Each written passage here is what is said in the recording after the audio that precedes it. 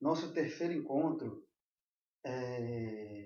me reapresentando, Rodrigo, ministro leigo da Igreja Episcopal Anglicana do Brasil, aqui da Paróquia São Felipe, Anglicana, em Goiânia. Nosso terceiro encontro dessa proposta que a gente tem de um bate-papo, uma exposição de ideias a respeito de algumas mensagens que refletem um pouco do espírito nosso de trabalho e nosso jeito de ser anglicano, nossa espiritualidade anglicana, e algumas reflexões sobre a fé, mas de uma maneira aberta, né? Sem muito, vamos dizer assim, igrejismo tal, é algo mais informal.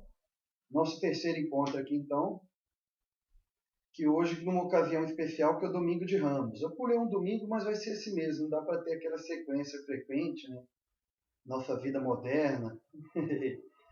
O trabalho tem hora também que aperta, é muita coisa que estou fazendo ultimamente, então.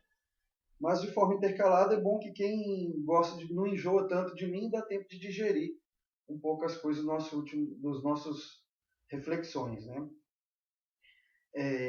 Eu vou deixar embaixo do link do YouTube, onde eu colocar aí, para vocês encontrarem o blog e o site do nosso trabalho, para quem quiser conhecer melhor, a nossa paróquia aqui em Goiânia, que é a única paróquia de Goiânia que é da Igreja Episcopal Anglicana do Brasil, que é a instituição anglicana no Brasil que faz parte da Comunhão Anglicana Internacional.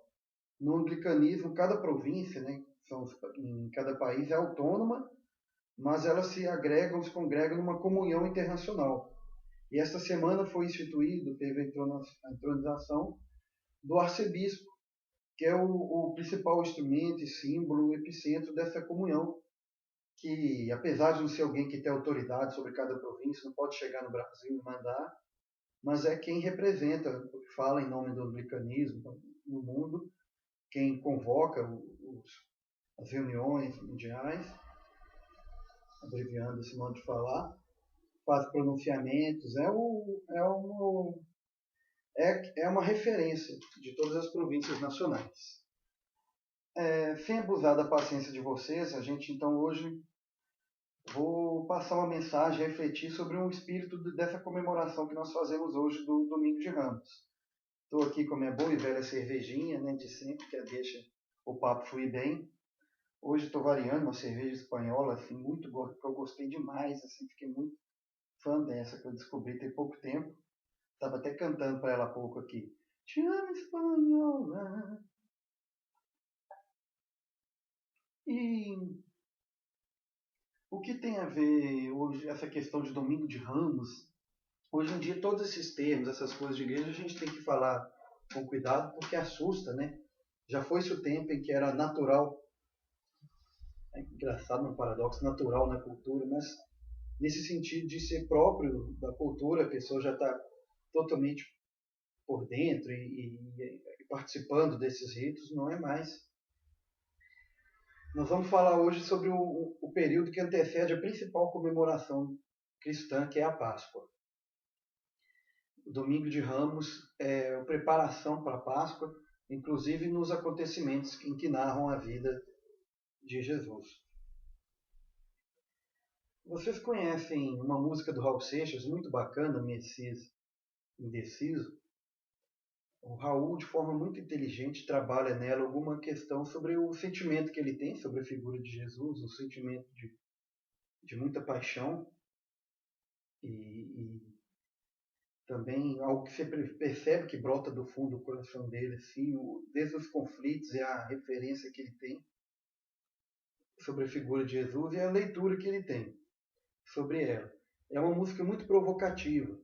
E pelo típico trabalho do Raul, né, que ele pega o brega, Raul ele trabalha muito em cima do brega e coloca alguma coisa de sarcasmo ou ironia, ou também de conflito interior e traz um lirismo maior para o brega, tanto que muita gente nem percebe, né? Então, nessa forma bacana assim que ele trabalhar, ele consegue arrebatar a gente na emoção, quando ele falou, quantas ilusões, que mais ou menos é um conflito que ele passa da visão dele de Jesus como uma sábia pessoa iluminada, que fala sobre paz, sobre despojamento, não é compreendido, as pessoas começam a querer colocá-lo como um Deus, e no meio dessa desilusão acaba ele sentindo-se deslocado de todo mundo, e também é o que leva as pessoas a se revoltarem contra ele depois, para não querer ser Deus. Essa música trata de uma meia-verdade. Meia-verdade é aquela questão, ela tem um sentido de verdade para o qual te remete, mas por ser meia acaba sendo uma mentira, né? Apesar de muito bonita. A parte da não-verdade tem a ver com essa questão de divinização, né? Independente do credo e tudo mais, os estudos históricos não mostram que durante a vida de Jesus teve esse conflito das pessoas querendo tomá-lo como um Deus. Alguém, dependendo da leitura da pessoa, da visão dela, pode achar que posteriormente foi injustiçado, o cristianismo divinizou e tal, não era assim. Mas no ministério dele, o conflito não foi esse. A análise própria dos textos e a análise histórica mostra que não teve essa questão de judeus, principalmente judeus, né, querer divinizá-lo, né, o conflito que eles teriam com o monoteísmo, seguidores dele. Ele também foi alguém estritamente monoteísta, com muita referência no Deus dos judeus, Yahvé, Deus do seu povo, né?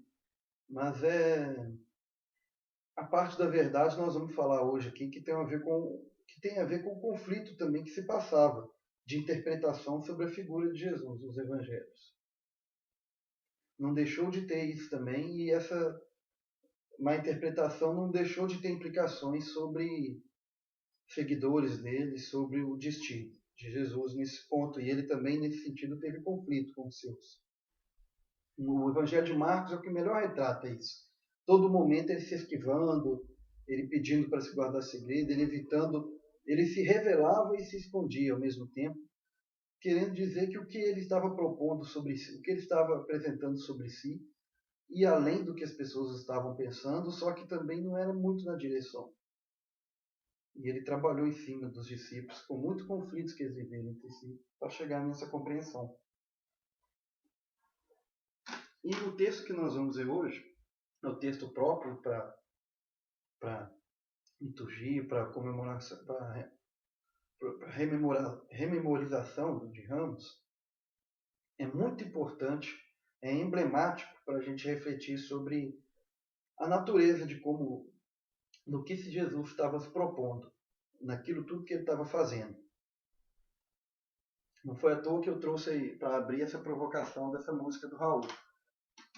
E a partir disso a gente vê um pouco do impacto, até para quem não é cristão, mas tem, como eu mostrei na música do Raul, muitas pessoas que têm uma certa referência em termos de ícone cultural, inspirador em Jesus. É muito importante para o momento que a gente vive hoje, tanto com o problema que tem de desvirtuação que o cristianismo tem sofrido nas igrejas, principalmente as que têm tido mais sucesso hoje, em ganhar pessoas, e sobre o momento histórico que a gente vive, social, cultural, para além do âmbito religioso, que também era o caráter daqueles. Aquelas pessoas naquele tempo não tinham essa coisa, isso é só religioso, isso é só político. Tudo era algo, não só entre os judeus, mas a cultura geral estava tudo estava tudo interligado. Esse texto que eu vou ler hoje erroneamente ele é conhecido como a entrada triunfal de Jesus em Jerusalém, mas eu vou apresentar no sentido de que foi uma entrada antitriunfal, na verdade. No Evangelho de Lucas 19, vou ler aqui para a gente se situar. Quando se aproximavam de Betfagé e Betânia, junto ao Monte das Oliveiras, enviou 2 discípulos recomendando-lhes: Ide à aldeia que está à frente. Ao entrar, encontrareis um jumentinho amarrado, no qual até agora ninguém montou. Desamarrai-o e trazei-o. Se alguém vos perguntar por que o desamarrais, dizei-lhe que o Senhor necessita dele. Os enviados foram e encontraram como lhes havia dito. Enquanto o desamarravam, os donos lhe disseram: Por que desamarrais o jumentinho? Responderam: Porque o Senhor precisa dele. Levaram-no a Jesus, puseram seus mantos sobre o jumentinho e o fizeram montar. Enquanto avançava, a multidão forrava o caminho com seus mantos. Quando se aproximavam da encosta do Monte das Oliveiras, os discípulos em massa e alegres começaram a louvar a Deus em voz alta por todos os milagres que haviam presenciado. Diziam: Bendito que vem como rei em nome do Senhor. paz no céu, glória ao Altíssimo, hosana nas alturas. Alguns fariseus da multidão lhe disseram: Mestre, repreende teus discípulos. Ele replicou: Digo-vos que se estes se calarem, as pedras gritarão.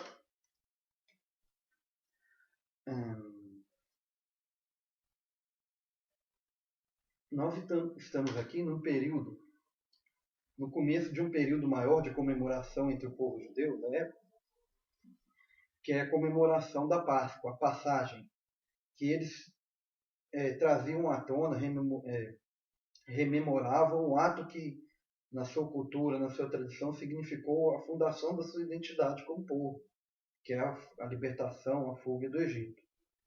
No ápice da Páscoa, as pessoas iam para o templo e com sacrifícios aos animais, eles comemoravam e lembravam desse episódio. Tinha toda uma festa a respeito. E aqui é o começo, onde que chegavam os peregrinos para a cidade. Há divergências entre os historiadores, mas se a gente for olhar entre os estudos mais rigorosos, se estima que pelo menos 100 mil pessoas chegavam à capital de Jerusalém, dentre judeus e não judeus dispersos pelo Império Romano afora, o que fazem, alguns chegam até 200 mil de cálculo, que é muito reconhecido. Joaquim Jeremias estima em 120 mil.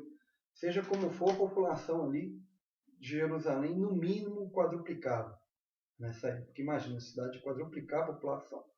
Então era muita gente que acorria ali. Um detalhe interessante, quando a gente visualiza essa cena, é que o comecinho dela, quando Jesus chega, vai lá, pega aqui de mestre, na hora que vocês falarem que é possível, as pessoas lá vão entender. Então ele premeditou, aquilo não foi fortuito. Ele tinha uma intenção, fazia parte de um plano, esse tipo de entrada ali, esse gesto dele.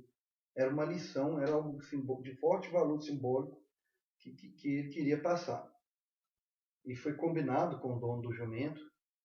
Então provavelmente até a escolha desse tipo de jumento, jumentinho montado, foi proposital também para talvez trazer a toda uma profecia que tinha dos judeus do rei novo que viria, né, montado num jumentinho. Zacarias tem isso, um profeta, né, na Bíblia hebraica. E a partir dali Jesus chega à aldeia. Para podermos entender melhor essa cena, as pessoas costumavam saudar e dar vivas para os peregrinos que vinham de fora chegando ali, comemorar, cumprimentá-lo. Então não seria nada demais uma grande multidão fazer isso. Ei, bendito que vem em nome do Senhor. Contudo, aqueles que eram seguidores de Jesus deram um caráter mais excepcional para ele ali. Introduziram no meio da aclamação das pessoas o epíteto real. Ele é um rei, né? Só alguém a mais que vem. Como era muito comum essa cena, soldados romanos que vigiavam das torres não interpretaram ali como um distúrbio, senão eles teriam intervido e ia ter acontecido ali um massacre. Eu aprendi em Goiânia aqui uma expressão interessante outro dia com um amigo que tem no interior aqui, que fala que quando é uma confusão, ia ter um Zé Délio ali, eu não sei o que quer dizer, mas eu achei engraçado ele falando. E aconteceu um Zé Délio ali. Não, eles viram aquilo, não viram muito de perto, eles viram das torres, então não entenderam essa questão dos discípulos colocarem Jesus como rei. Mas olha que cena quixotesca, né? É algo bem de cavaleiro da triste figura. Jesus chegando num jumentinho, como assim rei nessa situação? Mas assim, as pessoas com folhas, ramos, aclamando. Que expectativa seria essa que eles estavam tendo de chegar a esse rei? E o que Jesus estava querendo passar? A gente vê a nossa visão de algo quixotista ali subverte-se diante de uma informação histórica, porque não temos como saber se foi se era no mesmo, se aconteceu isso no mesmo dia, mas era costume também nessa festa, chegava o representante de Roma ali na Judéia, né, uma autoridade máxima, Pilatos e outros, fora ele quando tinham, vinham também no cortejo real, com toda a pompa, chegando também para serem recebidos. Ali eles estavam sendo o César que chegava, né? Representando César em nome dele. Então tinha que ter toda a pompa. Chegavam com cavalos, lanças de guerra, aclamações com músicos.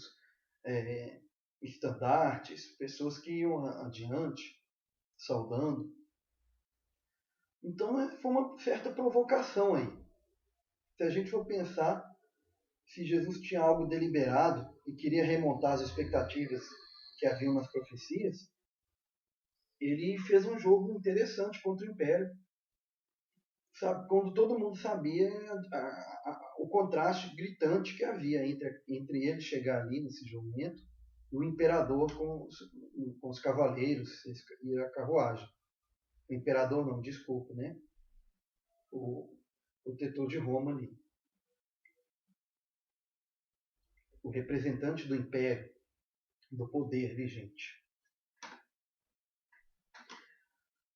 Então isso chocava-se. Jesus estava se assumindo como um rei ou não estava? E o que parece aqui então que estava e não estava. Ele era um rei, se vestia desse caráter real, mas não muito dentro das expectativas das pessoas. E uma prova desse significado, como eu disse aqui que não tinha essa diferença, essa separação, religião e outras coisas, que quando os mestres religiosos falam para ele repreender os discípulos, falando ele rei, falam, não, se eles pararem, as pedras clamarão. A que isso remete? Algo muito marcante que os estudiosos falam, que era traço do pensamento de Jesus, ele remetia a duas tradições do pensamento teológico judeu. A teologia da criação, muito própria num profeta que inspirou muito Jesus, Isaías e outros, Oséias, Joel, que era ver que a ética e o senso de identidade do povo já não remetia tanto só ao código moral lá do Pentateuco, os mandamentos, tudo mais, mas remetia a uma revelação de Deus enquanto criador do mundo, a natureza dele de criador. Tem muito disso. Então, em diversas horas que se tinham debates éticos e referência do pessoal, eles remetiam à ideia da criação. Inclusive, um historiador judeu desconhecido, na hora de reeditar alguns pedaços das tradições judaicas, no livro de Deuteronômio, ele teve isso e algumas partes de Gênesis. Um dia a gente explica essa questão de composição. Ele juntou algumas tradições de relatos da criação, editou, porque quando a gente vê Gênesis ali de 1 a 11, Adão, que tudo aquilo não era um texto só.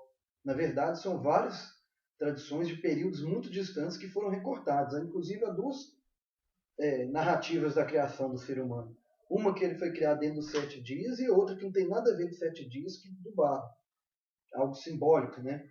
Eles recapitularam a ideia do que aconteceu com o povo de Israel, separado, especial por Deus, e foi infiel a Deus e traiu. E o caráter do que eles liam sobre a tragédia de Israel, eles projetaram como algo que remete à própria condição humana, que simbolizado na queda do homem, a saída do jardim. Então, essa teologia da criação e também a tradição apocalíptica, na literatura apocalíptica também dos judeus. O que essa literatura fazia? Através de muitos símbolos, de linguagens veladas, eles queriam dizer que o mal no mundo, o mal na política, nas nações, é real, oprimia, e de certa forma, muito pouco o que conseguir sair disso, porque ela estava entranhada por própria natureza de processos cósmicos. É como se a criação tivesse. Havia uma guerra dentro da própria natureza. Estava ligado, então, o mal moral, o mal social, com processos cósmicos que estavam querendo perverter a ordem natural. E somente para poder reverter as condições de opressão políticas e sociais e econômicas, teria algo também que sacolejaria a própria estrutura fundamental da realidade da criação. A literatura apocalíptica, o livro de Apocalipse e outros, alguns trechos de profetas ali, Ezequiel, Joel e outros na literatura, e Daniel, tem a ver com isso, a história ligada com o cosmos, para o mal, e quando Deus for restaurar, ele restaura a criação, a natureza e restaura a história. Por que eu falo que isso tem a ver? Quando ele diz, se esses calarem, as pedras gritarão. Jesus estava dizendo que o que estava acontecendo ali tinha a ver com a própria estrutura cósmica do mundo, a natureza estava envolvida. Então, quem era mestre religioso entenderia a alusão ali que Jesus estava falando. Que algo excepcional, sim, estava acontecendo e tinha a ver com ele. Ou seja, ele tinha sim uma alta expectativa e compreensão de si mesmo. Mas não tinha muito a ver com o que as pessoas... Porque ali um jumentinho, muitas pessoas nem reconhecendo, mas os seguidores reconhecendo como rei, e ele lá naquela cena, podia ser patética se não tivesse subvertendo uma noção de poder muito forte. Não havia só uma concepção de Messias naquele período entre os judeus. Tinha um Messias que eles imaginavam que era um profeta, tinha uma concepção de Messias que era alguém que viria trazer o julgamento do mundo, tinha uma noção de que era um grande mestre que ia reformar a religião e ensinar as pessoas o caminho da sabedoria. Há um debate hoje na academia, não é consciente, está em disputa, que talvez não muito conhecida, mas alguns grupos poderiam ter uma noção de Messias sofredor, que os especialistas chamam catastrófica, né, mas não se sabe ainda. Muitos também dizem que não tem isso. Mas, a nível popular, a principal concepção era de viria um rei libertador dos judeus, a exemplo do Davi da tradição popular, que libertou também de outras nações e deu unidade à política, a um reino de Israel, e viria esse Messias, um real, para poder libertá-los dos jogos das nações. Tem um texto das tradições judaicas, Salmos de Salomão daquela época, que era o mais especial para estudar isso. Apesar de que era de intelectuais, escribas, mas a nível popular tinha isso, muito difundido. E o que Jesus estava passando ali era a emoção de que era a ideia do reinado que ele estava querendo, a ordem política que ele apresentava com essa concepção de reinado dele era diferente. Não era simplesmente manter a lógica de poder do mundo, a noção de como as coisas funcionam para legitimar a opressão do poder, mas trocando de pessoas. Sai os romanos, entra o seu povo e ia continuar esse ciclo de violência. E todo o ministério de Jesus recaptura isso. Ele atua junto com as comunidades pobres da Galileia. Na hora que ele entra em choque com as pessoas de Jerusalém, ele entrava em choque com estruturas também de poder e dominação, mesmo entre os desiguais, que promoviam desigualdade entre os desiguais. Ele entrava em choque com a exclusão que se fazia com prostitutas, por exemplo, pessoas que as contingências da história lá jogavam numa situação que o recurso era buscar isso, e acabavam sendo estigmatizadas e apartadas do povo, cobradores de impostos, e pessoas também cometidas por males, enfermidades, que na visão da época era algo que apartava da sociedade. Ele não fazia só pirotecnia ou simplesmente fazia como algumas igrejas hoje, chantagem, né? Eu vou te curar, você vem e engole tudo que eu estou falando. Não. Ele, um estudioso, Dominique Crossan, ele põe isso muito bem, que mais do que cura, o que ele promoveu era um processo de sanar, que era um mal da alma, um mal físico e um mal social, que a pessoa era inferiorizada. E aquilo ali ele curava a alma da pessoa porque ele reintegrava como um ser pleno numa nova concepção que ele fundava de uma sociedade igualitária. Os ciclos as estruturas de opressão que cometiam ali, tanto do reino do Império Romano quanto dentro do mundo judaico, os líderes religiosos ali, que viviam uma grande pompa, os pesquisadores hoje mostram o luxo que eles viviam ali no Sinédrio, acabava que as pessoas reproduziam isso. Os pobres reproduziam isso, porque havia uma desagregação, então um ciclo de dívida, a pessoa era endividada, aí os que perdiam tudo na dívida recorriam de alguma forma aos que tinham alguma coisa, os que tinham alguma coisa extorquiam, então ninguém confiava mais em ninguém. A questão de quando a gente vê possessão de demônios é muito ilustrativo o caso do como que fala a legião. A legião, né, era um comando, um pelotão de soldados que às vezes eles faziam covardia, obrigavam pessoas a carregar as coisas dele por grandes distâncias, estupravam, espancavam. Então um cara daquele ficou sem ter reação, caindo num fatalismo total, absorveu tão forte essa estrutura de poder que os poderosos infligiam, que acabou imaginando que era um deles. A gente imagina esse homem seguia louco, achou eu sou legião, queria bater, devia querer estuprar, fazer tudo, porque aquilo deixou ele nesse nível de opressão. Assumiu tanto a forma de resistência dele foi pirar total e assumir a condição do opressor. simplesmente reproduzir. Isso tinha que ser quebrado. Essa espiral de violência, de dominação, a lógica do poder tinha que ser confrontada a nível muito mais fundamental do que simplesmente uma revolta contra os poderosos. E era isso que Jesus veio propor no trabalho dele nesse ministério.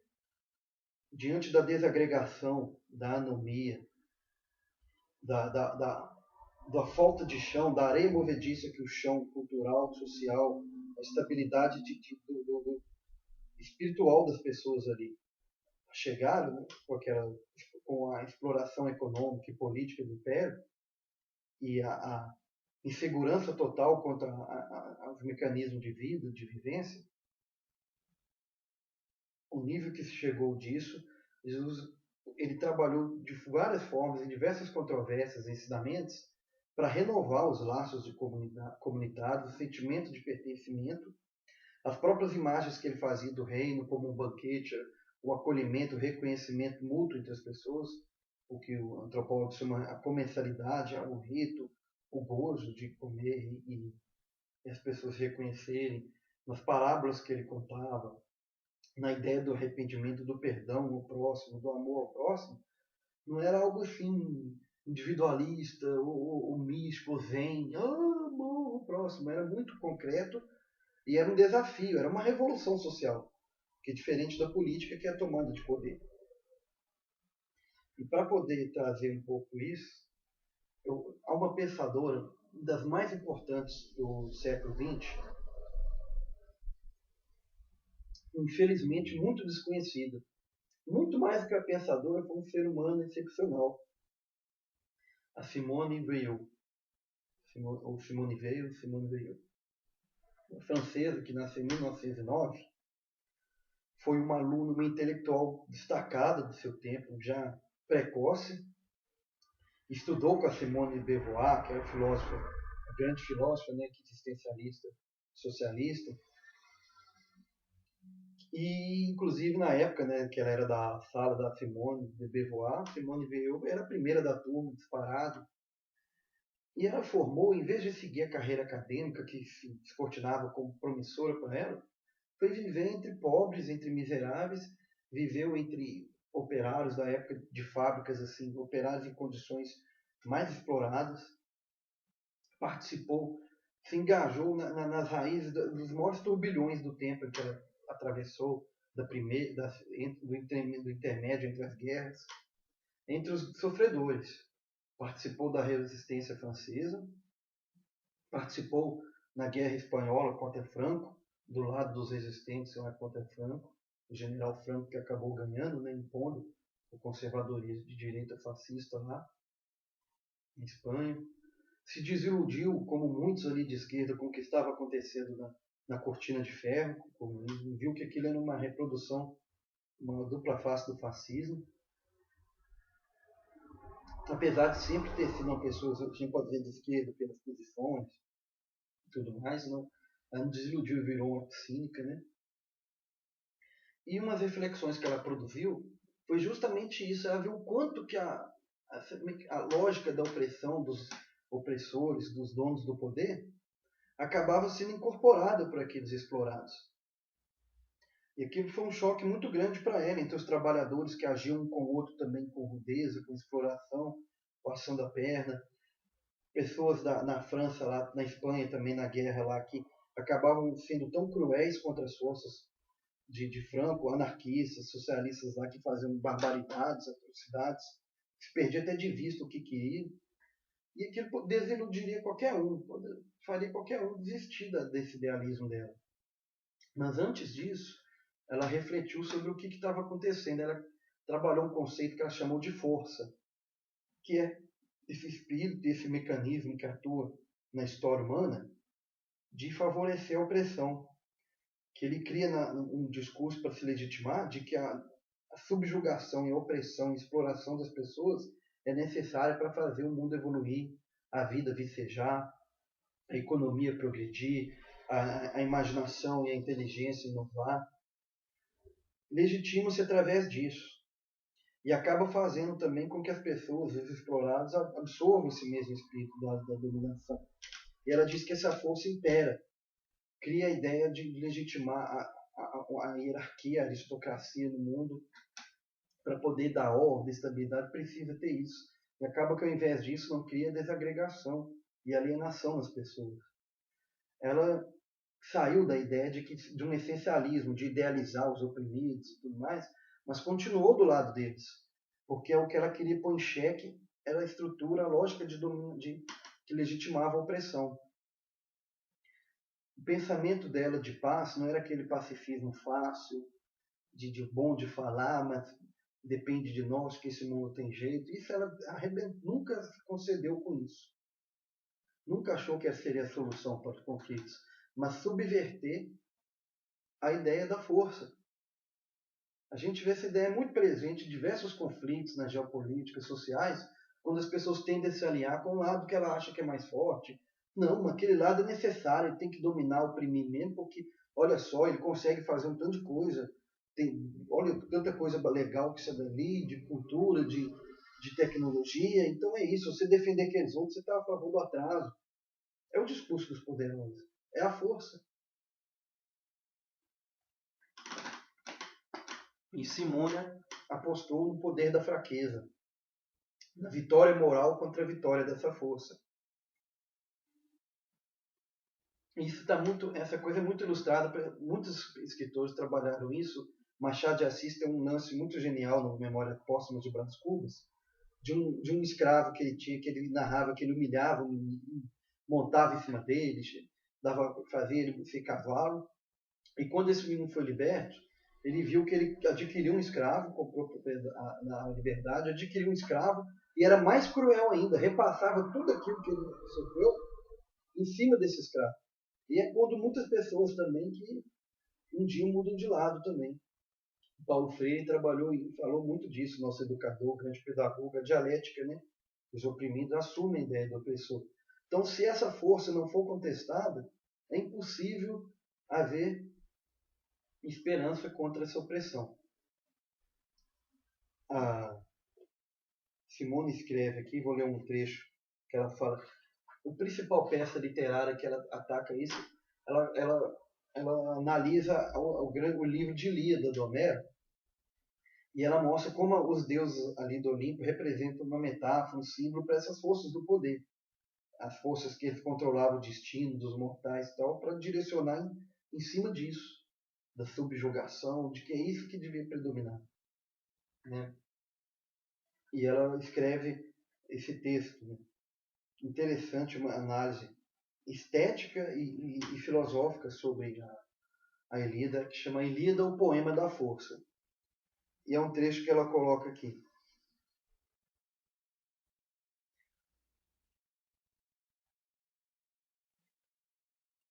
Um e outro, em contato com a força, sofrem a consequência infalível, que é de converter os que são tocados por ela em mudos ou surdos. Tal é a natureza da força. O poder que ela possui de transformar os homens em coisas é duplo, e se exerce no sentido de ambos os lados. Petrifica diferentemente, mas igualmente, as almas dos que a sofrem e dos que a manejam.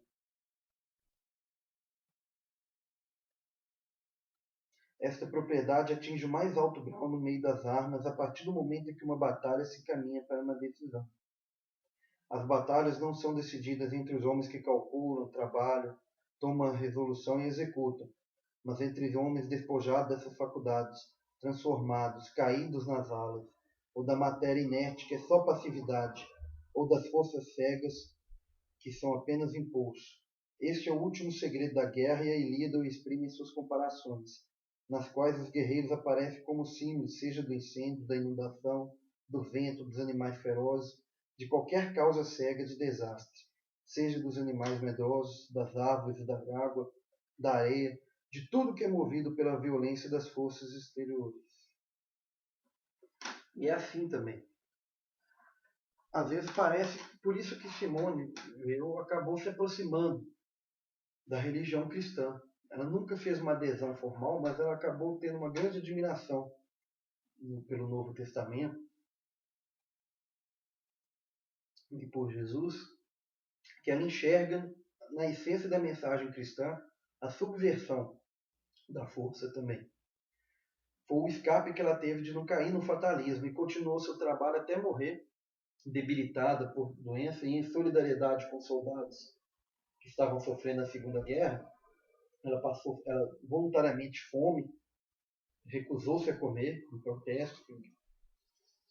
E ela é muito importante também que o pensamento dela engendrou a ideia de missões humanitárias que no meio dos conflitos e de calamidades, pessoas trabalham como voluntários, de enfermeiros, médicos, cuidando desses feridos. A Simone fez um programa para um trabalho desse que inspirou diversas pessoas. E a tentação do fatalismo é muito grande. Dostoiévski escreveu O Idiota e ele tratou disso. O idiota foi o príncipe Mítico, que passou muitos anos no sanatório, doente, e vem para o mundo, vem para a vida. E ele tocava as pessoas que elas ficavam impressionadas. Ele era alguém que elas viam como puro, como alguém que chocava elas com uma noção de bondade que elas acreditavam que não era real, que não tinha como existir. Diversas vezes ele tinha legitimidade para querer o mal, fazer o mal, mas ele pagava o mal com o bem. Foi um tipo de protótipo, de figura, né, de Cristo que Dostoiévski criou, que tinha fé nas pessoas, acreditava que elas podiam se transformar, esperava o melhor, queria mostrar às pessoas que elas podiam ser melhores, mas a sociedade o aniquilou. E ele foi só se frustrando, foi só se vendo, cada vez que as pessoas se revelavam que aquilo era inexorável, que o que eu disse que era a força da Simone Weil vencia no mundo.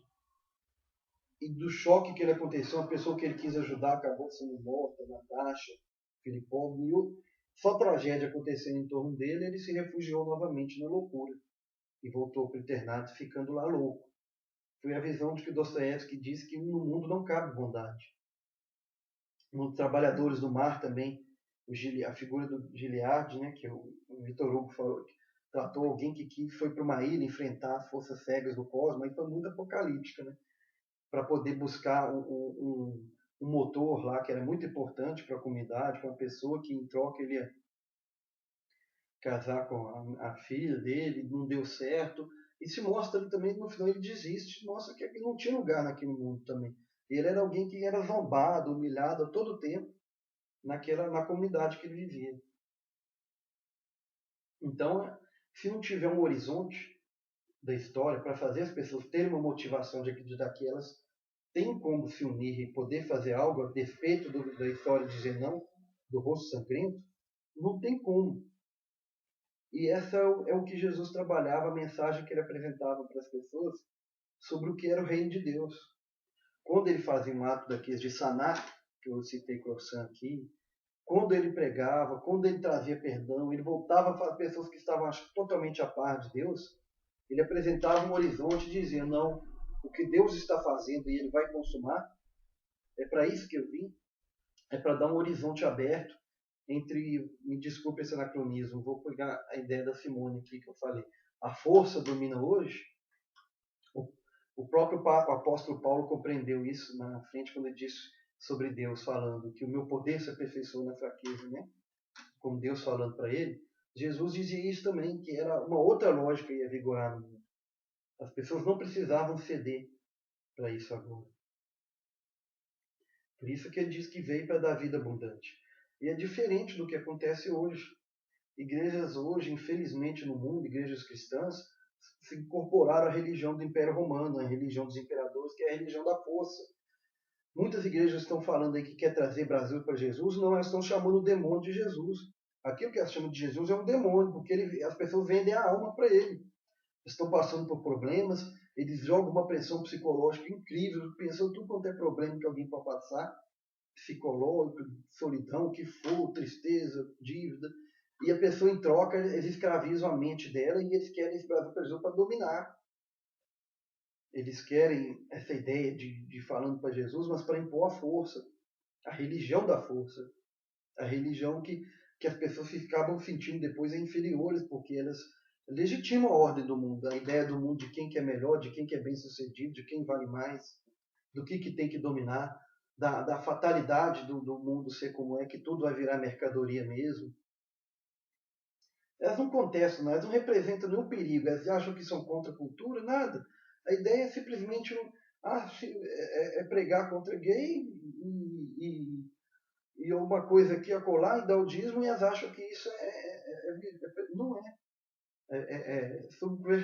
Não é, são totalmente integradas à ideia do mundo da força, do mundo de uma lógica que não tem nada a ver com Deus. Por isso eu digo que por detrás de muito que elas falam de Jesus, elas estão falando do demônio e elas estão chamando pessoas para entrar para Jesus, não, estão falando para vender algo para o diabo. Só que elas chamam o diabo de Deus, chamam de Jesus, é só mudar os nomes das coisas. E esse Jesus que eu estou falando aqui para elas é um diabo. Porque é perigoso, não fica pedra sobre pedra. Sobre eu não falo todas as igrejas, não é nem a maioria, mas infelizmente as que são mais bem sucedidas hoje, né, conseguem mais poder e riqueza no mundo são essas.